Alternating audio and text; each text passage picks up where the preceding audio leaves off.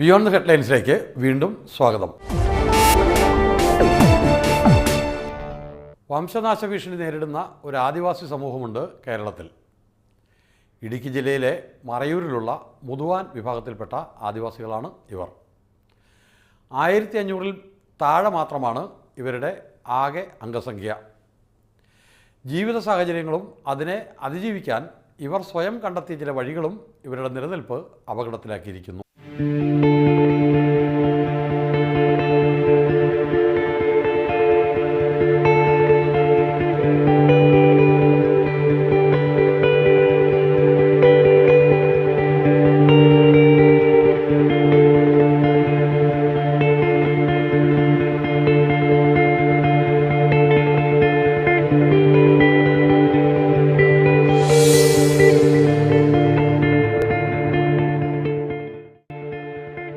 ഇടുക്കി ജില്ലയിലെ മറയൂരിലെ ആദിവാസി കുടിലുകളാണിത്. കഴിഞ്ഞ 5 വർഷമായി ഈ കുടിലുകളിൽ ഒരു കുഞ്ഞുപോലും ജനിച്ചിട്ടില്ല. എന്തുകൊണ്ടാണ് ഇത് സംഭവിച്ചത്? പെൺകുട്ടികൾ ആർത്തവഭീതി കൊണ്ട് ഗർഭനിരോധന ഗുളികകൾ ഉപയോഗിക്കുന്നതാണ് ഒരു വംശത്തിന്റെ നിലനിൽപ്പിന് തന്നെ ഭീഷണിയായിരിക്കുന്നത്.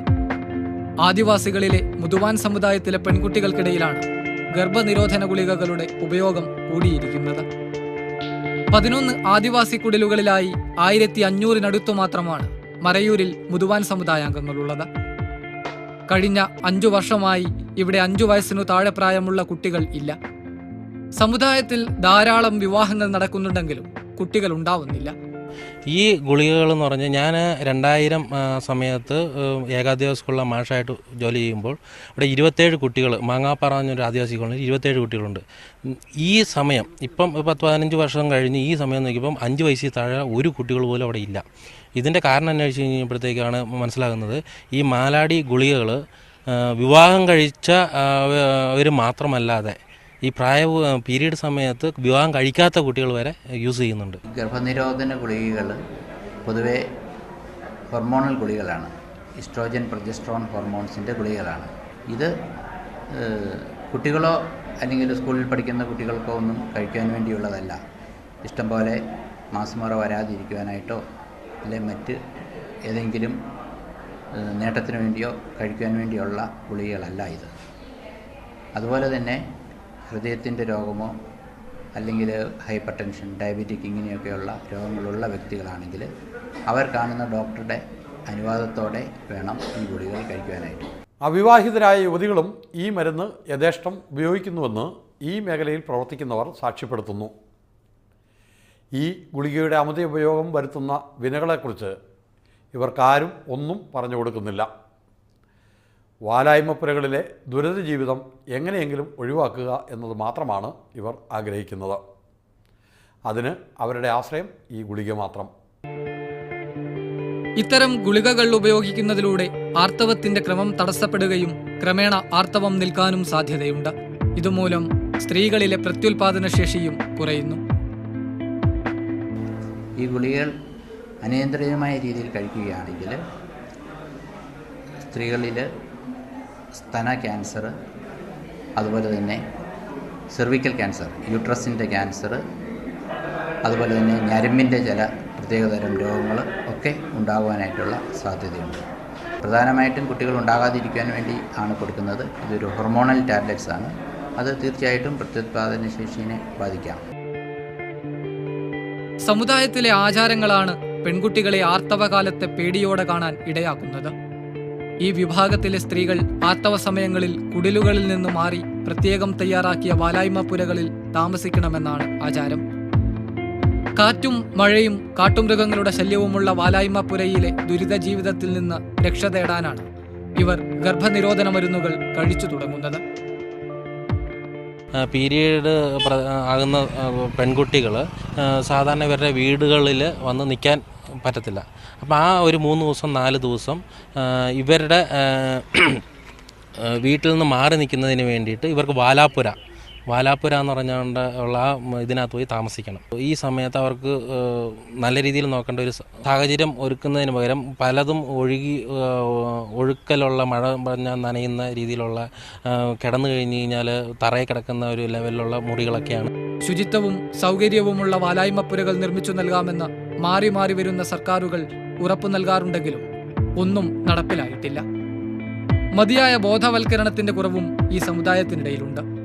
കഴിഞ്ഞ സർക്കാർ നമ്മുടെ ST മിനിസ്റ്റർ നേരിട്ട് വരികയും എല്ലാ കോളനികളിലും ഈ വാലാപ്പുര അനുവദിക്കുമെന്ന് പറയുകയുണ്ടായി. പക്ഷേ നിലവിൽ നിങ്ങൾ തന്നെ നോക്കിക്കഴിഞ്ഞാൽ ഈ നിമിഷം വരെയും ഈ വാലാപ്പുരയുടെ കാര്യത്തിൽ യാതൊരു തീരുമാനമായിട്ടില്ല. ഇപ്പോൾ പുതിയ സർക്കാരിലും പുതിയ ആരോഗ്യവകുപ്പ് മന്ത്രിയോടും ഈ ജനങ്ങൾ വളരെ പ്രതീക്ഷയോടെയാണ് കാണുന്നത്. ഒരു കണക്ക് പറഞ്ഞാൽ ഈ വാലായ്മപ്പുരങ്ങളുടെ ഒരു അപര്യാപ്തത, അതുകൊണ്ട് ഞങ്ങൾ ഈ പ്രാവശ്യം ചെയ്യാൻ തീരുമാനിച്ചിരിക്കുന്നത് വാലായ്മപ്പുരകൾ നല്ല വൃത്തിയായിട്ട് പെൺപിള്ളേർക്ക് അവിടെ പോയി താമസിക്കാൻ പാകത്തിന് പണിയുക, അവിടെ ഒരു TV വെച്ച് കൊടുക്കുക, ഒരു തയ്യൽ മെഷീൻ വെച്ച് കൊടുക്കുക, ഇതൊക്കെ ഞങ്ങൾ പ്രൊജക്റ്റ് പെടുത്തിയിട്ടുണ്ട്. അപ്പം അങ്ങനെയൊക്കെ ആകുമ്പോൾ ഗ്രാജുവലി അത് മാറ്റിയെടുക്കാമെന്ന് എനിക്ക് തോന്നണേ. ഏറ്റവും റിമോട്ട് ഏരിയയിലായിരിക്കും ഈ വാലായ്മപ്പുരമാണെന്ന് വെച്ചേക്കണം, അത് മാറ്റണം. ഇതിൽ ഈ ആദിവാസി മേഖലയിൽ പലതരത്തിലുള്ള വഞ്ചന പുറത്തു നിന്നുള്ളവർ നടത്തുന്നുണ്ട് എന്നുള്ളതാണ്, അവരെ ചൂഷണം ചെയ്യുന്നുണ്ട് എന്നുള്ളതാണ്. അതിൽ ഈ മാലാടി പോലുള്ള ഗുളികകൾ ഉപയോഗപ്പെടുത്തുകയും ആർത്തവ വിരാമം ഉണ്ടാക്കുന്നതിന് വേണ്ടി ഗുളികകൾ കഴിക്കുകയൊക്കെ ചെയ്യുന്ന സംഭവങ്ങൾ ഇങ്ങനെ പറഞ്ഞിട്ടുണ്ട്. ആ കാര്യത്തിനെ കുറിച്ചൊരു അന്വേഷണം നടത്താൻ തീരുമാനിച്ചിട്ടുണ്ട്. അവിടെ ഇടപെടുക എന്ന് വെച്ചാൽ ബോധവൽക്കരണമാണ് നടത്തേണ്ടത്.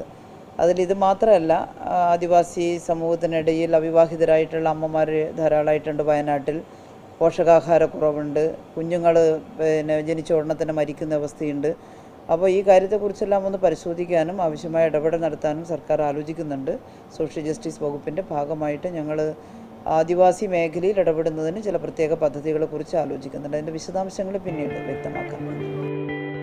ആദ്യകാലങ്ങളിൽ സർക്കാർ ആശുപത്രികളിൽ നിന്നാണ് വിവാഹിതരായ സ്ത്രീകൾക്ക് ഗർഭനിരോധന ഗുളികകൾ ലഭിച്ചിരുന്നത്. എന്നാൽ മറയൂരിലെ സാധാ കടകളിൽ നിന്നുപോലും ഇന്ന് ഇവ സുലഭമായി ലഭിക്കുന്നുണ്ട്. ഇത്തരം മരുന്നുകൾ എത്തുന്നതാവട്ടെ തമിഴ്നാട്ടിൽ നിന്നുമാണ്. ഇതിപ്പോൾ എന്നാന്ന് വെച്ച് കഴിഞ്ഞാൽ ഈ ലോക്കൽ പ്രദേശങ്ങളിലുള്ള മെഡിക്കൽ സ്റ്റോറുകളിൽ ഇതൊരു വലിയ ബിസിനസ്സായിട്ട് തന്നെ നടക്കുകയാണ്. അപ്പോൾ ഈ ഇതിൻ്റെ ഉപയോഗം കൊണ്ടാണ് ഇപ്പോൾ ഇങ്ങനെ ഇവരുടെ ഈ സമൂഹത്തിൽ വരുന്ന ഒരു പുതു ജനറേഷൻ തന്നെ ഇല്ലാത്തൊരു ലെവലിലേക്ക് മാറിക്കൊണ്ടിരിക്കുകയാണ്. നമ്മൾ അടിയമായിട്ട് ഇടപെട്ട് ഇത് വളരെ കർശനമായിട്ട് എല്ലാ കടകളിലും പരിശോധിച്ച് നിരോധിക്കാൻ നോക്കാം. അതുപോലെ തന്നെ ആളുകൾ ഇത് ഉപയോഗിക്കാതിരിക്കാനും, ഉപയോഗിച്ചവർ തവണയെങ്കിലും മേടിച്ച് ഉപയോഗിക്കാൻ വേണ്ടി വളരെ ഉത്സാഹം കാണിക്കും. അപ്പോൾ അത് നമ്മൾ ക്രമേണ മാറ്റിയെടുക്കുക എന്നുള്ള ഏറ്റവും പ്രധാനപ്പെട്ട കാര്യം. ഇത് ST മേഖലയിൽ തന്നെയുണ്ട്, മുതിർന്ന സമുദായത്തിൽ മാത്രമല്ല. അപ്പോൾ ഞാൻ ഉദ്ദേശിക്കണേ ഈ കാണിമാരെല്ലാം ഒന്ന് വിളിച്ചു കൂട്ടാൻ നോക്കണ്ട. ഇടയ്ക്കിടയ്ക്ക് ഈ ഡിപ്പാർട്ട്മെൻറ്റുകാരെ വിളിച്ചു കൂട്ടാറുണ്ട്, അതുപോലെ തന്നെ പ്രൊമോട്ടർമാരെ എല്ലാം ഒന്ന് വിളിച്ചു കൂട്ടി ഈ അവിടുത്തെ ഒരു മർച്ചൻ്റ് അസോസിയേഷനോ ആരെങ്കിലും വിളിച്ചു കൂട്ടി ഈ സാധനങ്ങളൊന്നും ഒഴിവാക്കി തന്നെ, അല്ലെങ്കിൽ ഞാൻ പോലീസിനെ കൊണ്ട് പിടിപ്പിക്കുന്നൊക്കെ പറയൊരു അടുത്ത ദിവസം പോകണമെന്ന് വിചാരിച്ചാണ്ടിരിക്കണേ.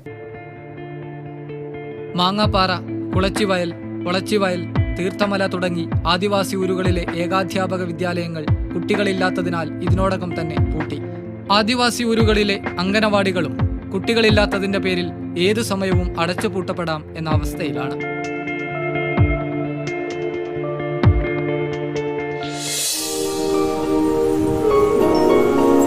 ഞങ്ങളുടെ വീടൊക്കെ അങ്ങ് തകർന്നെല്ലാം നശിച്ചെല്ലാം പോയി. ഇത് തന്നെ സഹോദരിയുടെ വീടാണ്, അതോട് ചേർന്നുള്ളൊരു വീടും കൂടെ ഇരുന്നു, അതും കൂടെ അങ്ങ് നശിച്ചങ്ങ് പോയി. ഇപ്പോഴും ഓരോ ദിനം പ്രതി ഓരോ നിമിഷം തോന്നും നമ്മുടെ ഈ കരയും വീടും തീരവും ഞങ്ങൾക്ക് നഷ്ടമായിക്കൊണ്ടിരിക്കുകയാണ്.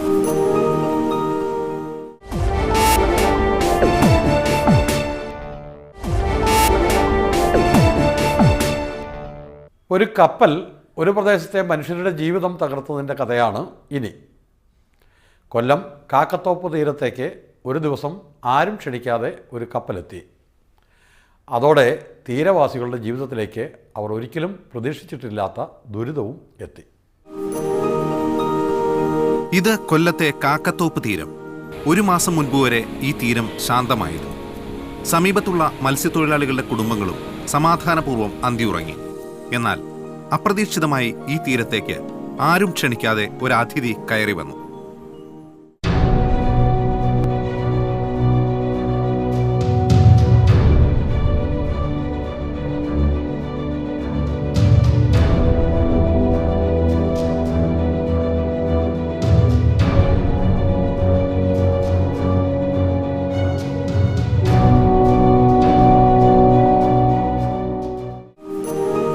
ഹൻസിത എന്ന ഈ മണ്ണുമാന്തി കപ്പലാണ് ഈ തീരത്തെ ജനങ്ങളുടെ ജീവിതം തകർത്തത്.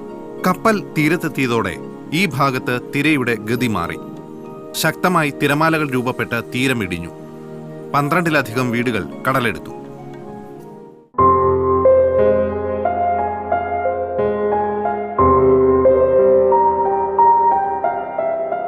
സ്വന്തമായുണ്ടായിരുന്ന വീടുകൾ തകർന്ന് അഭയാർത്ഥികളായി മാറി ഇവർ. ഈ കപ്പൽ ഇവിടെ വന്ന് നാശനഷ്ടങ്ങൾ മൊത്തം ഉണ്ടായി. ഞങ്ങൾ ജീവൻ പണയം വെച്ച് അവിടെ കിടക്കുന്നത് തന്നെ. ഞങ്ങൾക്ക് ഉറക്കമില്ല, ഊണില്ല, ഒന്നുമില്ല. ഞങ്ങളുടെ വീടൊക്കെ അങ്ങ് തകർന്നില്ല, നശിച്ചെല്ലാം പോയി. ഇത് തന്നെ സഹോദരിയുടെ വീടാണ്. ഇതോട് ചേർന്നുള്ളൊരു വീടും കൂടെ ഇരുന്ന് അതും കൂടെ അങ്ങ് നശിച്ചങ്ങ് പോയി. ഇതിനകത്തൊക്കെ കിടക്കാൻ പറ്റുമോ ഇനി? ഈ കപ്പൽ വന്നതിന് ശേഷം ഈ വീട് മൊത്തം കുലുക്കമായി. ഓടത്രയും പൊട്ടി, വീടെല്ലാം നാശമായി, ജീവി അടിച്ചു പോയി, കറണ്ട് ലൈറ്റുകളെല്ലാം അടിച്ചു പോയി, സർവ്വനാശങ്ങളും ഉണ്ടായി. ഇപ്പോൾ വീട് വന്ന് നിങ്ങൾ നേരിട്ട് കാണാം. നമ്മുടെ ബുദ്ധിമുട്ടാണ്. നമ്മുടെ ഭവനം ഇവിടെ നിന്ന് പോയി. നമുക്ക് ഇവിടെ ഒരുപാട് ബുദ്ധിമുട്ടെന്ന് പറഞ്ഞാൽ എൻ്റെ വീടെന്നല്ല ഒരുപാട് വീടുകൾ ഇവിടെ പോയിട്ടുണ്ട്. ഇതെന്ന് പറഞ്ഞാൽ ഇപ്പോൾ ഞങ്ങളിവിടെ 6-7 വീടുണ്ടായിരുന്നു. ഇതെല്ലാം ഇപ്പോൾ ഈ കപ്പലിന് ശേഷം കടൽക്ഷോഭത്തിൽ വീടെല്ലാം പോയി. ഈ കപ്പൽ ഇപ്പോൾ 1 മാസം കൊണ്ടോ ഞങ്ങൾ ഭയങ്കര ബുദ്ധിമുട്ടായിട്ടിരിക്കുക. ഇത് വന്നതിന് ശേഷം കുറേ വീടും പോയി, ജോലിക്കും പോകാൻ പറ്റുന്നില്ല. കുറച്ച് ആൾക്കാർ സ്കൂളിലും കിടക്കുന്നു, കുഞ്ഞുങ്ങൾക്ക് സ്കൂളിലും പോകാൻ പറ്റുന്നില്ല. അങ്ങനത്തെ ഒരു ബുദ്ധിമുട്ടും കാര്യങ്ങളൊക്കെ ഇരിക്കുക. ഇപ്പോഴും ഓരോ ദിനംപ്രതി ഓരോ നിമിഷം തോന്നും നമ്മുടെ ഈ കരയും വീടും തീരവും ഞങ്ങൾക്ക് നഷ്ടമായിക്കൊണ്ടിരിക്കുകയാണ്. കുറച്ച് അപ്പുറത്തോട്ട് ചെന്ന് കഴിഞ്ഞാൽ ഞങ്ങൾക്കൊരു 2 ഗ്രൗണ്ടുകളുണ്ടായിരുന്നു, ക്രിക്കറ്റ് ഗ്രൗണ്ട്, ഫുട്ബോൾ ഗ്രൗണ്ട്. ആ തീരം പാടെ നശിച്ചുകൊണ്ടും തീരദേശ മേഖലയിൽ ജോലി എടുത്തുകൊണ്ടിരുന്ന അല്ലെങ്കിൽ പരമ്പരാഗത മത്സ്യത്തൊഴിലാളികളുടെ തീരം നഷ്ടപ്പെട്ടുകൊണ്ടിരിക്കുന്ന ഒരു അവസ്ഥയാണ് ഇപ്പോൾ ഉണ്ടായിക്കൊണ്ടിരിക്കുന്നത്. തീരത്ത് ഉറച്ച നിലയിലാണ് കപ്പൽ ഇപ്പോഴുള്ളത്. കപ്പൽ വന്നെത്തിയ 2ാം ദിനം മുതൽ ഇതിന്റെ ഒരു ഭാഗമായി തീരം ഇടിഞ്ഞു തുടങ്ങി. ആദ്യം വൃക്ഷങ്ങൾ കടലെടുത്തു. പിന്നീട് അലറിയെത്തിയ തിരമാലകൾ വീടുകൾ തകർത്തെറിഞ്ഞു. വീട് നഷ്ടപ്പെട്ടവർ ഇപ്പോൾ ബന്ധുവീടുകളിലാണ് അഭയം തേടിയിട്ടുള്ളത്. ഈ ഇവിടെ കിടന്ന കപ്പലായിരുന്നു. ഈ കപ്പൽ നീങ്ങി അങ്ങോട്ട് പോയി. ഇപ്പോൾ ഇവിടെ ഒരു 10-15 കുടുംബം പോയവർക്ക് അവർക്ക് ആർക്കും എവിടെയും കിടക്കാനുള്ള ഒരു നിവർത്തി എങ്ങും കിട്ടിയിട്ടില്ല. ഇപ്പോൾ 5 കുടുംബങ്ങളിപ്പോൾ സ്കൂളിൽ താമസിക്കുക, അവിടെ നിൽക്കുക. ഇപ്പോൾ എൻ്റെ വീട് തന്നെ ഇവിടെയാണ്. ഇപ്പോൾ ഞാൻ ഈ 2 വീട്ടിലാണ് കിടക്കുകയും അവിടെ ആഹാരം വെച്ച് കിടക്കുകയും ചെയ്യുന്നു. ഞങ്ങൾ 8 പേരുണ്ടായിരുന്നു. 8 പേര് സ്കൂളിലായിരുന്നു. ഞങ്ങൾ 3 പേര് വന്നു. അതായത് എൻ്റെ ഭർത്താവാണെങ്കിൽ കടലിലെ ജോലിക്കാരനാണ്. ഇപ്പോൾ രാത്രി വെള്ളത്തിൽ പോയിട്ട് അങ്ങോട്ടും വരാൻ പറ്റത്തില്ല, കിടക്കാൻ സ്ഥലമൊന്നുമില്ലാത്തതുകൊണ്ട് അങ്ങോട്ട് വരാൻ പറ്റത്തില്ല. അങ്ങനെ എന്നെ ഞാൻ ഇവിടെ വിളിച്ചിട്ട് വന്നു. ഞാൻ തന്നെ അവിടെ ഒരു കൂട്ടുകാരുടെ വീട്ടിൽ കിടക്കുക. ഇപ്പോൾ ആണെങ്കിൽ അവർ തന്നെ അടുത്ത വീട്ടുകളിൽ പോയാണ് ആഹാരങ്ങളൊക്കെ കഴിക്കുകയും പിള്ളേരെ അടുത്ത വീട്ടിൽ പോയി ഉറക്കുകയൊക്കെ ചെയ്യേണ്ട അവസ്ഥയാണ് ഇപ്പോൾ. ഞങ്ങളുടെ പെൺപിള്ളേരെ കൊണ്ട് പോകാൻ ഒരു വഴി ഞങ്ങൾക്കില്ല. എൻ്റെ ഭർത്താവില്ല, ഞാൻ മാത്രമേ ഉള്ളൂ, ഒരു മോനും. എൻ്റെ ഭർത്താവ് മരിച്ചിട്ട് 6 മാസമേ ആയുള്ളൂ. എൻ്റെ വീട് വന്ന് കണ്ടിട്ട് നിങ്ങൾ എന്നെ സഹായിച്ചാൽ മാത്രം മതി. എൻ്റെ വീട് ഓടുകളെല്ലാം തകർന്നു കിടക്കുക. കപ്പൽ ഇവിടെ നിന്നും നീക്കുമെന്ന് തുറമുഖ ഉദ്യോഗസ്ഥർ നൽകുന്ന ഉറപ്പൊന്നും ഇവിടുത്തെ മനുഷ്യരുടെ ആശങ്ക അകറ്റുന്നില്ല. ഇനിയും അവശേഷിക്കുന്ന വീടുകൾ എന്ന് കടലെടുക്കും എന്ന ഉത്കണ്ഠയിലാണ് അവർ. കൊല്ലം തുറമുഖവുമായി സാമ്പത്തിക പ്രശ്നങ്ങളുണ്ടായതിനെ തുടർന്ന് 2013 മുതൽ പോർട്ട് അധികൃതർ ഹൻസിത എന്ന കപ്പലിനെ തടഞ്ഞിട്ടിരിക്കുകയായിരുന്നു. പോർട്ടിന്റെ മുംബൈ ആസ്ഥാനമായുള്ള കമ്പനി ഹൈക്കോടതിയെ സമീപിക്കുകയും ചെയ്തു. ഈ കേസ് അന്തിമഘട്ടത്തിൽ എത്തി നിൽക്കെയാണ് കപ്പൽ തീരത്തടിഞ്ഞത്. കപ്പലിന് തിരിച്ചു പോകാനുള്ള അനുമതി പോർട്ട് നൽകിയെങ്കിലും തീരത്ത് ഉറച്ചിരിക്കുന്നതിനാൽ കൊണ്ടുപോവുക പ്രായോഗികമല്ല. ടഗ് എത്തിച്ച് കെട്ടിവലിച്ചു നോക്കിയെങ്കിലും ഫലമുണ്ടായില്ല. ഈ മാസം 30-നുള്ളിൽ കപ്പൽ കൊണ്ടുപോയിരിക്കുമെന്ന ഉറപ്പാണ് ഉദ്യോഗസ്ഥർ മത്സ്യത്തൊഴിലാളികൾക്ക് നൽകിയിട്ടുള്ളത്. കപ്പൽ തീരത്ത് കിടക്കുന്തോറും മത്സ്യത്തൊഴിലാളികളുടെ ആശങ്കയും വർദ്ധിച്ചു വരുന്നു. കാക്കത്തോപ്പ് ഭാഗത്ത് കടൽ ഇപ്പോൾ റോഡിനരികിലെത്തിയിട്ടുണ്ട്. ഏത് സമയവും റോഡും കടലെടുത്തേക്കാം. 21-ാം തീയതിക്കുള്ളിൽ കപ്പൽ മാറ്റിത്തരുമെന്ന് പറഞ്ഞത് കളക്ടർ ഇപ്രകാരമായിരുന്നു. അതായത് 2 സൈഡും പ്ലേറ്റ് വെച്ച് മണ്ണ് ബ്ലോക്ക് ചെയ്തതിന് ശേഷം കേരളത്തിൽ നിന്ന് പമ്പ് കൊണ്ടൊന്ന് നടുക്കും ഡ്രഡ്ജ് ചെയ്ത് മാറ്റുമെന്നായിരുന്നു. പക്ഷേ 21-ാം തീയതിക്കുള്ളിൽ വേലിയേറ്റം ഉണ്ടാകുന്ന അവസരത്തിൽ ഈ 19-ാം തീയതി വേലിയേറ്റം ഉണ്ടാവുകയും കപ്പൽ ഒരു 45 ഡിഗ്രി വരെ കടലിലോട്ട് ചരിയുകയും ചെയ്തിട്ടുണ്ട്. പക്ഷേ ഈ ഡ്രഡ്ജ് ചെയ്യാതിരുന്ന ആ ഒറ്റ കാരണം കൊണ്ട് കപ്പലിൻ്റെ മിഷൻ അവിടെ നിന്ന് കൊണ്ടുവരാത്ത ഒറ്റ കാരണം കൊണ്ടിട്ടാണ് ഈ കപ്പൽ ഇപ്പോൾ ഇറങ്ങിപ്പോകാത്തൊരവസ്ഥ വന്നിരിക്കുന്നത്. നമ്മൾ ഡ്രഗ് മാനേജറിനടുത്ത് ചോദിക്കുമ്പോൾ ഡ്രഗ് മാനേജർ പറയുന്ന KMML ഡ്രഗ് മിഷൻ തരാത്തതുകൊണ്ടാണെന്ന്. ഡ്രഗ് മിഷൻ അവർ പറയുന്നതെന്ന് പറഞ്ഞാൽ ഇവർ ആവശ്യപ്പെട്ടു, പക്ഷെ വന്നെടുത്തില്ല എന്നുള്ളതാണ്. ഇത് ആർമറാത്ത് നടന്നിട്ട് അവർ എന്തോ സർക്കാരുമായിട്ടുള്ള പ്രശ്നത്തിൽ പിടിച്ചതിന് പുറത്തോട്ടാക്കിയിട്ട് ഇവിടെ കൊണ്ടിട്ട് ഇപ്പോൾ ഇത് കരക്ക് കയറിയിട്ട് 1 മാസമായി. 1 മാസം കൊണ്ട് ഇവിടെ തീരദേശ നിവാസികളും ആകെപ്പാടെ ബുദ്ധിമുട്ടുക. യാത്ര ചെയ്യാൻ ഭയങ്കര സന്ധ്യ കഴിഞ്ഞാൽ ഇവിടെ വാഹനം ഓടിക്കാൻ പറ്റുന്നില്ല. ഒരുപാട് ബുദ്ധിമുട്ടുകളുണ്ട് കേട്ടോ. വീട് നഷ്ടപ്പെട്ടവർക്ക് പകരം വീട് നൽകുമെന്ന ഉറപ്പാണ് സർക്കാർ നൽകിയിട്ടുള്ളത്. എന്നാൽ ഇവിടം വിട്ട് മറ്റൊരിടത്തേക്ക് പോകാനാകില്ലെന്ന് കടലിന്റെ മക്കൾ പറയുന്നു. സർക്കാരിൽ നിന്ന് പറയുന്നത് 2 സെന്റ് സ്ഥലം എടുത്ത് കൊടുക്കാനുണ്ടെങ്കിൽ നിങ്ങൾക്ക് ഞങ്ങൾ 5-6 ലക്ഷം രൂപയുടെ ഒരു വീട് വെച്ച് തരുമെന്ന്. പക്ഷേ വാക്കാല് പറഞ്ഞതേ ഉള്ളൂ. പക്ഷേ ഇതുവരെ പിന്നെ ആരെയും ഇങ്ങോട്ട് കണ്ടതുമില്ല, ആരും ഒട്ടും അറിഞ്ഞിട്ടുമില്ല, കണ്ടിട്ടുമില്ല, ഒന്നുമില്ല. ആ വന്നിട്ട് പോയി സംസാരിച്ച് പോക്കാണ്. സർക്കാർ പറയും ഫ്ലാറ്റ് തരാമെന്ന്. ഫ്ലാറ്റിലെങ്കിൽ പെങ്കൊച്ചങ്ങളാണ് പോകത്തില്ല. പോയവർ തന്നെ അവിടെ അടിയും വഴുക്കും ലഹളയെന്ന് പറഞ്ഞ് എപ്പോഴും സംസാരിക്കുന്നു. പിന്നെ സർക്കാർ എന്ന് പറഞ്ഞത് വന്നിട്ട് എല്ലാം ശരിയാക്കി തരാം എന്ന് പറയാനല്ലാതെ ആരും ഇതുവരെ തിരിഞ്ഞു പോകത്തില്ല. വന്നിട്ട് പോന്നു, അവർ വന്നിട്ട് എല്ലാം ശരിയാക്കി തരാം എന്ന് പറയുന്നതല്ലാതെ ഒരു ഇത് മാറ്റാനോ അല്ലെങ്കിൽ ഇതിൻ്റെ എന്തെങ്കിലും ഒരു പ്രതീതി ഉണ്ടാക്കാനോ ഇതുവരെ ഒരു ഉദ്യോഗസ്ഥർക്ക് വരെ കഴിഞ്ഞിട്ടില്ല. എത്രയും പെട്ടെന്ന് ഈ കപ്പൽ ഇവിടുന്ന് മാറ്റാനുള്ള ശ്രമം ഞങ്ങൾക്ക് അത് അത്രേ ഉള്ളൂ. ഞങ്ങളുടെ പ്രാർത്ഥനയും കൂടെ അതാ, കപ്പൽ എത്രയും പെട്ടെന്ന് ഞങ്ങൾക്ക് മാറാൻ വേണ്ടിയുള്ള പ്രാർത്ഥനയാണ്. എന്ന് പറഞ്ഞാൽ ഈ കപ്പലെടുക്കുന്നതിന് ഭയങ്കര ബുദ്ധിമുട്ട്. അതായത് യാത്രക്കാർ കാണാൻ വരുന്നവർ ഇവിടെ തന്നെ 5 ആക്സിഡൻ്റ് ഉണ്ടായി. ഈ കപ്പൽ നോക്കി പോയി 2 വണ്ടി നമ്മൾ കൂട്ടിമുട്ടി അപകടങ്ങൾ പറ്റുകയും ചെയ്യുന്നു. ഇതൊക്കെയാണെങ്കിലും കപ്പൽ എത്തിയതോടെ കാക്കത്തോപ്പ് ഒരു വിനോദസഞ്ചാര കേന്ദ്രമായി മാറി. കപ്പൽ കാണാനായി ആളുകളുടെ തിരക്ക് ഓരോ ദിവസവും കൂടി വരുന്നു. നേരത്തെ കൊല്ലം ബീച്ചിലേക്കായിരുന്നു ആളുകൾ എത്തിയതെങ്കിൽ ഇപ്പോൾ ഇത് കാക്കത്തോപ്പ് ഭാഗത്തേക്കാണ്.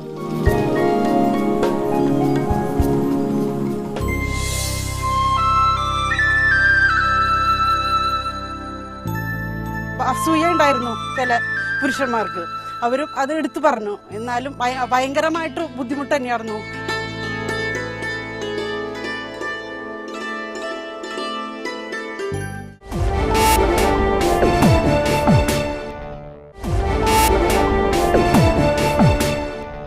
പുല്ലുവെട്ടിയും വഴി വൃത്തിയാക്കിയും മനുഷ്യാധ്വാനവും പണവും വെറുതെ ചെലവഴിക്കുന്നു എന്നതായിരുന്നു ദേശീയ തൊഴിലുറപ്പ് പദ്ധതിക്കെതിരായ പ്രധാന വിമർശം. എന്നാൽ നിർമ്മാണ പ്രവർത്തികൾ ഏറ്റെടുത്ത് പുതിയ തൊഴിൽ സംസ്കാരത്തിന് അടിത്തറ പാകുകയാണ് സംസ്ഥാന വ്യാപകമായി തൊഴിലുറപ്പ് പദ്ധതിയിലെ പ്രവർത്തകർ. ഇത്തരത്തിലുള്ള മികച്ച മാതൃകയാണ് തൃശ്ശൂരിലെ പാണഞ്ചേരി പഞ്ചായത്ത്. ആ മാതൃകാ കാഴ്ചകളാണ് ഇനി.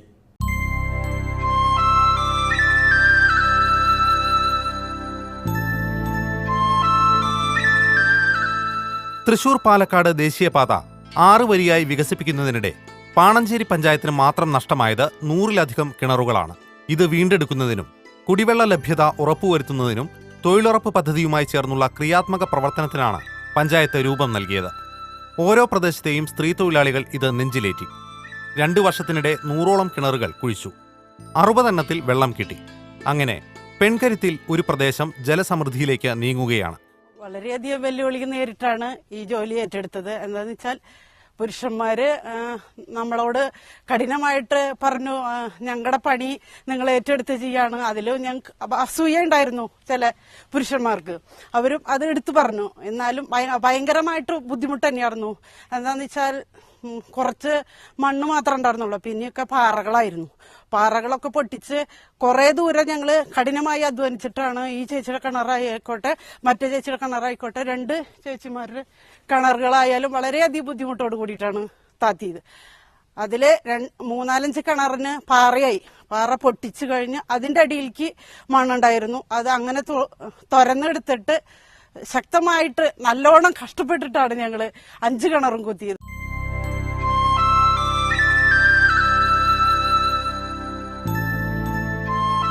വയസ്സായവര് 3-4 ഏണികൾ വെച്ചിട്ടാണ് നമ്മള് ഇതൊക്കെ നല്ല താഴ്ചയുള്ള കിണറാണ്. നല്ല താഴ്ചയുണ്ടെന്ന് പറഞ്ഞാൽ നല്ല വട്ടും നല്ല താഴ്ചയുള്ള കിണറാണ്. അപ്പൊ അതിൽ ഇറങ്ങാൻ ലാസ്റ്റ് വന്നപ്പോ പെണ്ണുങ്ങൾക്ക് 2-3 കോണി വെച്ചിട്ട് ഇറങ്ങാനുള്ള ബുദ്ധിമുട്ടുകൾ വളരെയധികം ഉണ്ടായിരുന്നു. എന്താന്ന് വെച്ചാൽ ഇങ്ങനെ ഷെയ്ക്കായിട്ട് ഇളകിക്കൊണ്ടിരിക്കുകയായിരുന്നു. അപ്പൊ അതിനുള്ള ഒരു ചെറിയൊരു ബുദ്ധിമുട്ടൊക്കെ ഉണ്ടായിരുന്നു. എന്നാലും അതൊക്കെ അതിജീവിച്ച് ഇതിന് വന്നില്ലെങ്കിൽ നിങ്ങൾ ഇനി വരണ്ടെന്നുള്ളത് പറഞ്ഞു. അപ്പൊ പിന്നെ ഉപജീവന മാർഗല്ലേ, വരാതിരിക്കാൻ പറ്റില്ലല്ലോ. കിണറുകൾ മാത്രമല്ല, പെൺകരുത്തിൽ 4ഓളം കുളങ്ങളും സ്ഥാപിച്ചു.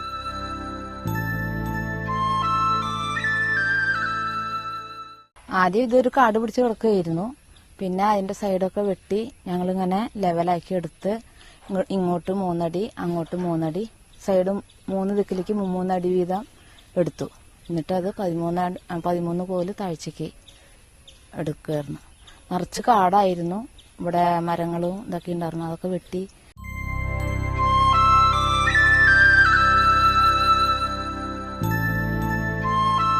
അപ്പോൾ അത് ഇവിടെ 13 വീട്ടുകാർ വരുന്നുണ്ട്, ഒരു കോളനി പോലെ. അപ്പം അവർക്ക് ഉപയോഗിക്കാനായിട്ടാണിത് രണ്ടാമത് തൊഴിലുറപ്പിൽ വെച്ചിട്ട് ഇത് ശരിയാക്കി എടുത്തിരിക്കുന്നത്. ഇവിടെ എല്ലാ പെണ്ണുങ്ങളും മാറി മാറി ഇറങ്ങി അത് കോരിക്കൊണ്ടിരുന്നു.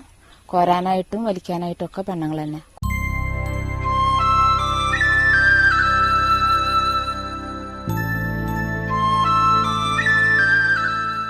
ഈ കുളങ്ങളിൽ മത്സ്യം വളർത്തുന്നതിനുള്ള പദ്ധതിയും തുടങ്ങാനിരിക്കുന്നു. ഇതോടെ പുതിയൊരു ഉപജീവന മാർഗവും തുറന്നു കിട്ടും. പാണഞ്ചേരിയിലെ ഈ ജനകീയ മാതൃക പിന്തുടർന്നാൽ സംസ്ഥാനത്തെ കുടിവെള്ളക്ഷാമത്തിന് ഒരു പരിധിവരെ പരിഹാരമാകും. ഈ ലക്കം ബിയോണ്ട് ദ ഹെഡ്ലൈൻസ് ഇവിടെ അവസാനിക്കുന്നു. വീണ്ടും അടുത്തയാഴ്ച ഇതേ ദിവസം ഇതേ സമയം മീഡിയ 1-ൽ. നന്ദി, നമസ്കാരം.